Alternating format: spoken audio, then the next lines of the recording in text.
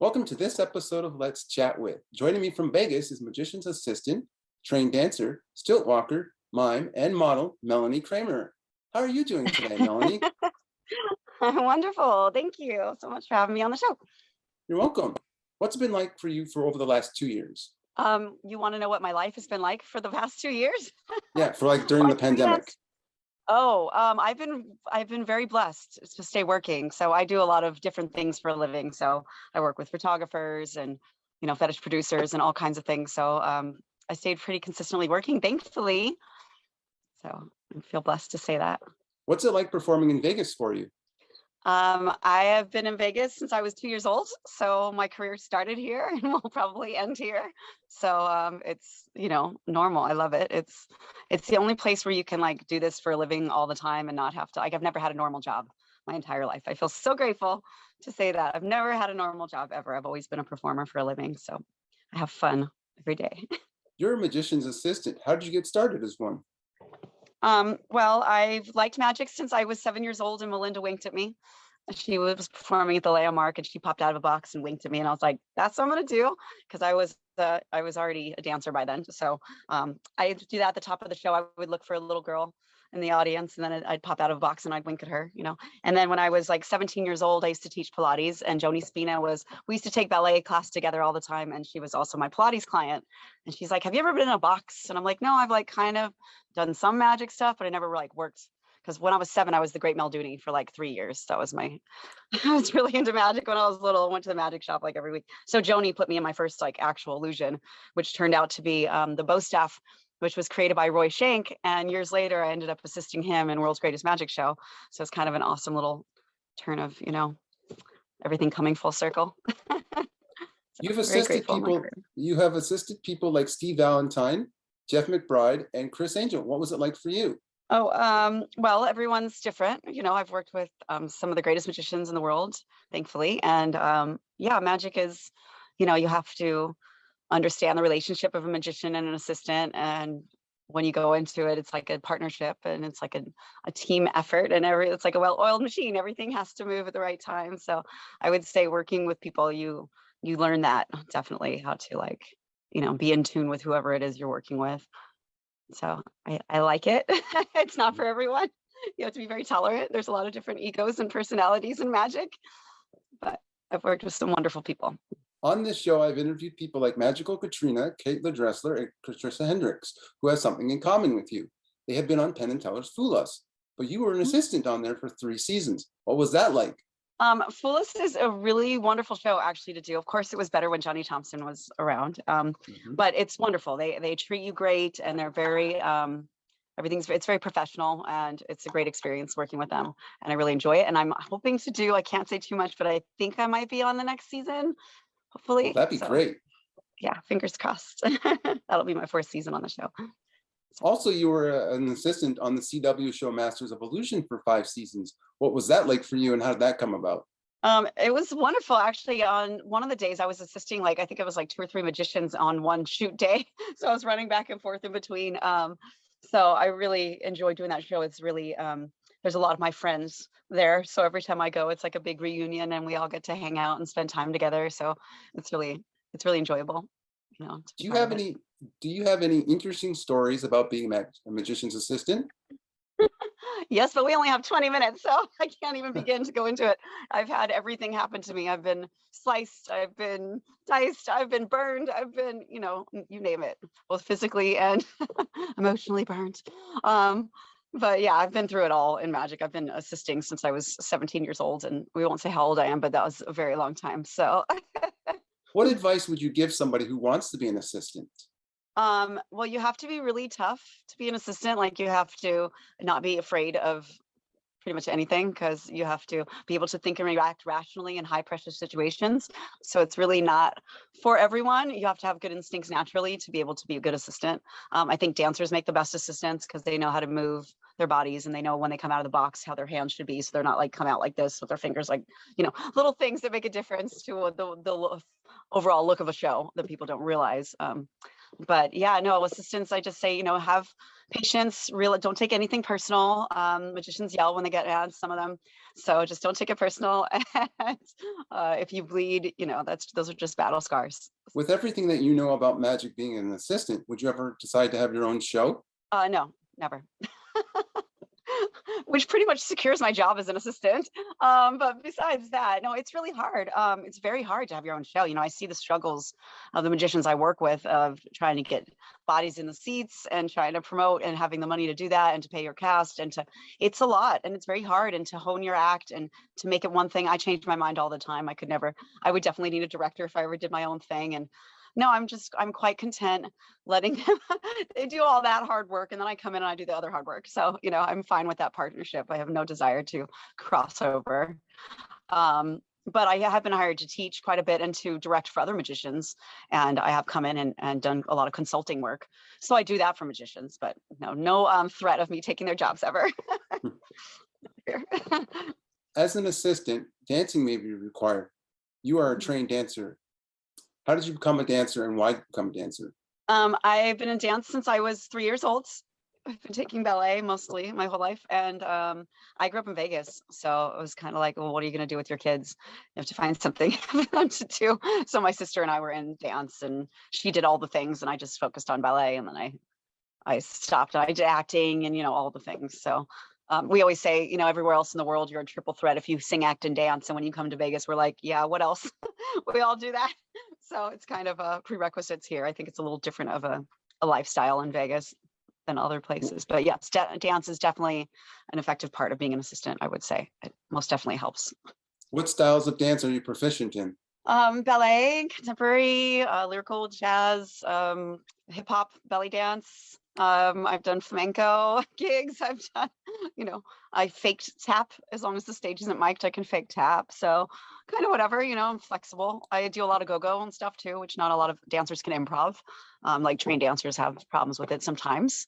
So I've been go-going forever. So I'm actually hosting a karaoke show tonight. I'll be shaking my groove thing. So still doing it, You're a stilt walker. For those who don't know, what is a stilt walker and how did you become one?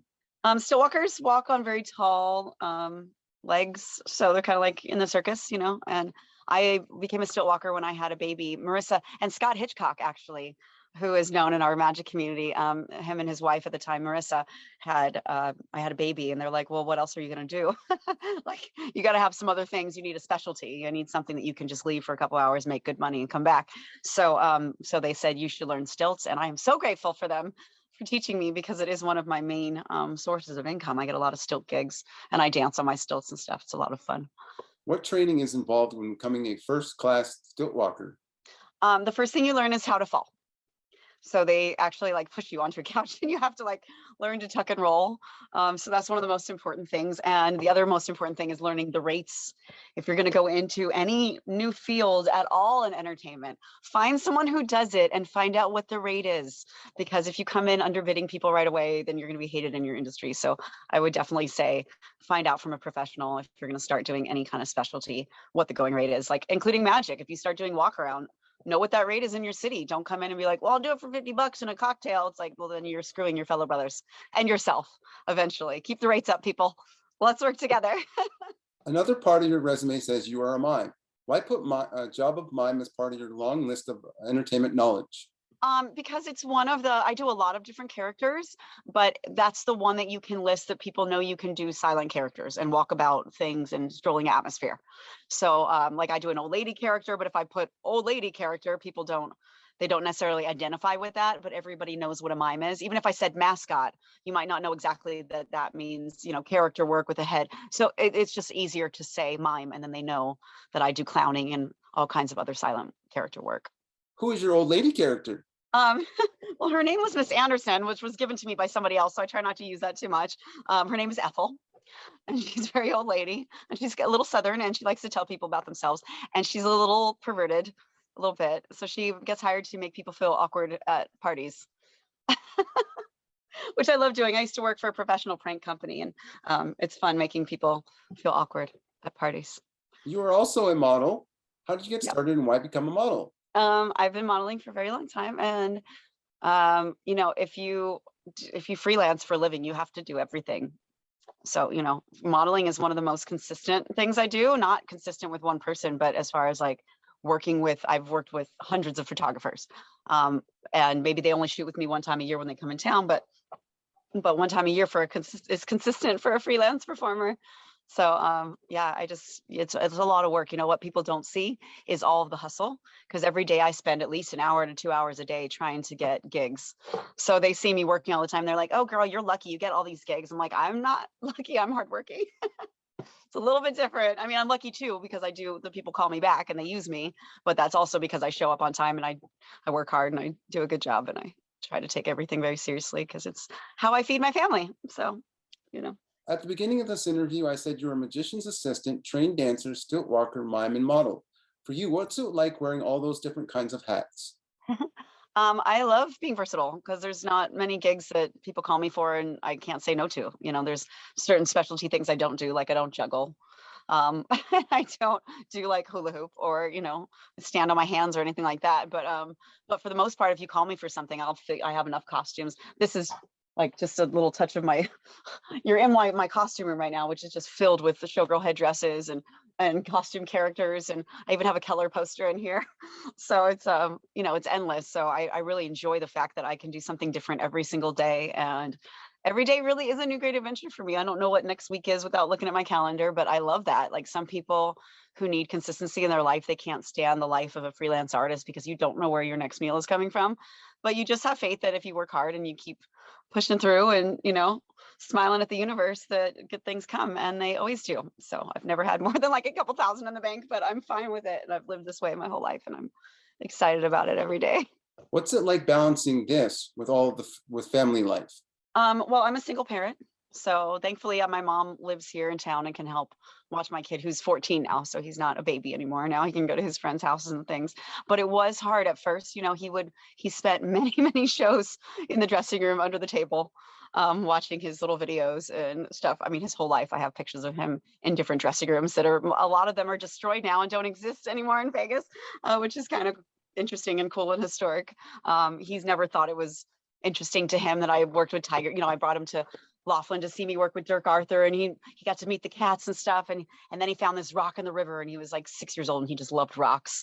And he went into school, and he had to talk about what he did, and he talked about this rock the whole time. I'm like, so you didn't mention that you have tiger friends that you got to hang out with? Like that's not on that. He's just so jaded and numb to entertainment being part of his life. You know, I come out and I'm like, does this tutu go with these heels? You know, and he has to answer me. So I feel bad for him. He's 14. I'm sure there's going to be some points in life he'll be scarred by what I do.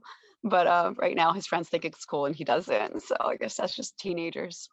So it's an interesting balance. Do you think he'll follow in your footsteps and being the magician's assistant's life or anything like that? No, he has no desire to do anything with entertainment. He does want to do, he said he wanted to be like an atmospheric scientist because they make a lot of money, but I think that could translate to, you know, newscaster. I mean, not newscaster, but weatherman, right? And he's very personable and he's really cute and he's really like social and he's a great actor. He's a really great actor. He actually did an episode of, was it The Haunted, you know, that Ghost Adventures. Before they moved to Vegas, they did an episode out here and he was like, played a ghost boy in a reenactment and he was wonderful. But, you know, he doesn't like to do the hard work dedication part. So any future projects for you coming up? Yeah, lots. I mean, I do all the things. The magicians I work with right now are, I do a show with James Demare like once a month, Martinis and Magic. And then I'm doing some stuff with Bill Smith, hopefully coming up soon at one of the magic conferences. I don't think I can say any more about it, but I'm sure it will come out soon. And then I work with RJ Cantu and Jason Bird and Jeff McBride and whoever needs me. Fielding West, they're all magicians that I know their acts and I'm on call. So I'm on call with a lot of acts. So I do that for people. I also, for people that live out of town, a lot of the time they'll send me videos of the show and I learn the show and I come in day of. So I'm available for travel for short periods of time if anybody needs. And I don't even know where this is airing or anything. So you'll have to send me links. I'm excited to see who this reaches. Finally, where can people find you online? Twitter, Facebook, Instagram? On Instagram, I'm magic_Melanie. That's MELANIE.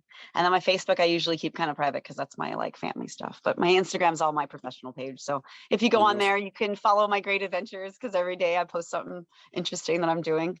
So Also, do you have a website? I don't personally, but I also own a production company here in Las Vegas. And we do like a lot of circus performers and living decor and really cool, interesting things for parties and events. And we book El Ro, which is this crazy music festival that goes all over the world from Barcelona, Spain. And we are Posh Productions LV. So it's www.poshproductionslv.com. And we're also at Instagram at Posh Productions LV. And we do lots of cool stuff too you'll want to watch. So Well, thank you, Melanie, for joining me on this episode of Let's Chat With. thank you.